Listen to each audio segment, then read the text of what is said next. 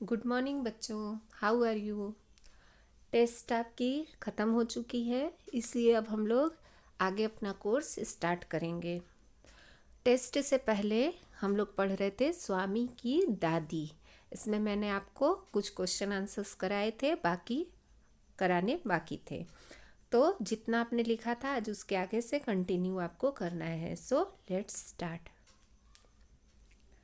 First question है, सब magistrate कौन होता है, क्या वह पुलिस विभाग में होता है।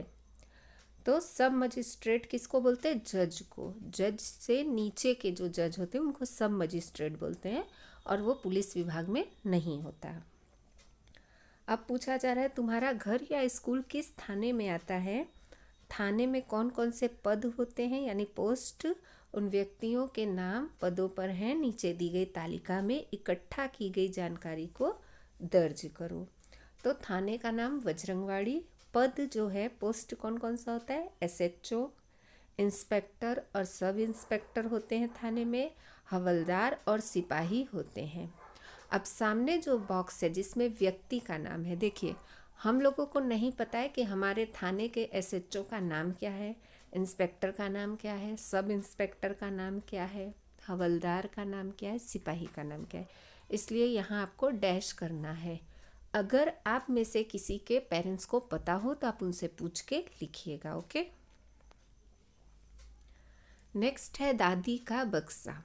उसका यानी दादी का सामान था 5 दरियाँ, 3 चादरें, लकड़ी का एक छोटा बक्सा जिसमें तांबे के सिक्के, इलायची, लौंग और सुपारी पड़े थे। चैप्टर में ये आपने पढ़ा था। तो इससे रिलेटेड अब प्रश्न है, दादी अपने बक्से में इलायची, लौंग और सुपारी क्यों रखती होंगी। तो उत्तर है, दादी अपने बक्से में इलायची, लौंग और सुपारी खाने के लिए रखती होंगी। आपको पता ही होगा कि जो बूढ़े लोग होते हैं वो सुपारी वगैरह खाते हैं। प्रश्न नंबर 2 है, क्या तुम्हारे घर में इसका इस्तेमाल होता है, किन किन तरह से होता है। हाँ, तो सुपारी, लौंग, इलायची ये सब का इस्तेमाल सबके घर में होता है, और इसका इस्तेमाल चाय में और अलग अलग पकवान बनाने में होता है। लौंग बहुत सारी सब्जियों वगैरह में पड़ता है मसाले के रूप में। आपको नहीं पता होगा, लेकिन आपकी मम्मी से पूछिएगा आप। तांबे के सिक्के बनाने के लिए किस किस धातु का इस्तेमाल होता है। पहले के ज़माने में तांबे के सिक्के होते थे, तो उसमें कौन कौन सा मटेरियल यूज़ होता है। तो तांबे के सिक्के बनाने के लिए तांबे तथा लोहे का इस्तेमाल होता है। अब पूछा जा रहा है सिक्के कौन कौन सी धातु के बने होते हैं। सिक्के तांबे, सोने, चांदी, लोहे, पीतल, गीलट आदि धातुओं द्वारा बने हो सकते हैं। देखिए पहले ज़माने में जब राजा लोग थे तब सोने और चांदी के सिक्के चलते थे। उसके बाद धीरे धीरे फिर पीतल के सिक्के आए, तांबे के सिक्के आए, लोहे के, और अब जो आप यूज़ करते हैं वो लोहा भी नहीं होता, उसको गीलट बोलते हैं। ठीक है। अब है शब्दों की बात।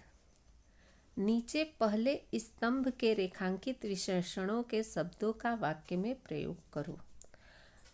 तुम एक से अधिक वाक्यों का सहारा भी ले सकती हो। अब जो अंडरलाइन किया गया है उससे आपको वाक्य बनाने हैं। सबसे पहले उल जुलूल कल्पना। उल जुलूल यानी फालतू का।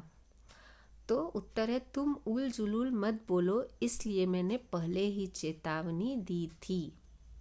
नेक्स्ट है रूखा स्वर मिठास। तो आज रूखा भोजन कर लो, कल तुम्हें मिठास से भरपूर भोजन मिलेगा। नेक्स्ट है खूंखार डाकू समर्थन।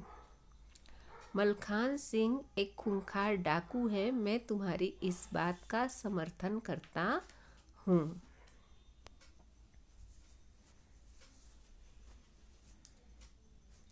अब है नीचे कहानी से कुछ वाक्यों के अंश दिए गए हैं। इनमें जिन शब्दों के नीचे रेखा खींची है उनका लिंग पहचानो और लिखो। अब देखिए आपने पुल्लिंग स्त्रीलिंग पढ़ा है, लेकिन सजीव चीज़ों के लिए पढ़ा है, जैसे लड़का, लड़की, मोर, मोरनी।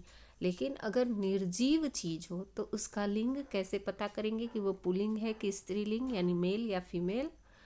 तो उसके पहले जो संबंध बोधक शब्द लगा होता है, यानी की, का, के, उससे पता चलता है। जैसे पुलिस की वर्दी, तो की किसके साथ लगता है? स्त्रीलिंग, तो वर्दी है स्त्रीलिंग। फिर है बड़ा दफ्तर, तो बड़ा, बड़ा पुल्लिंग, इसलिए दफ्तर पुल्लिंग। अगर बड़ी होता तो स्त्रीलिंग होता। फिर है तांबे के सिक्के, तो सिक्के पुल्लिंग, सिक्का पुल्लिंग, क्योंकि इसको एक वचन में करके देखें, तांबे का सिक्का, तांबे की सिक्का नहीं आता, ठीक है। फिर है अपने सारे सामान, सामान भी पुल्लिंग है। 10वां हिस्सा, हिस्सा भी पुल्लिंग है। और महामूर्ख, महामूर्ख भी पुल्लिंग है। तो ये आज आपको लिखना है। ओके, थैंक यू, बाय बच्चों।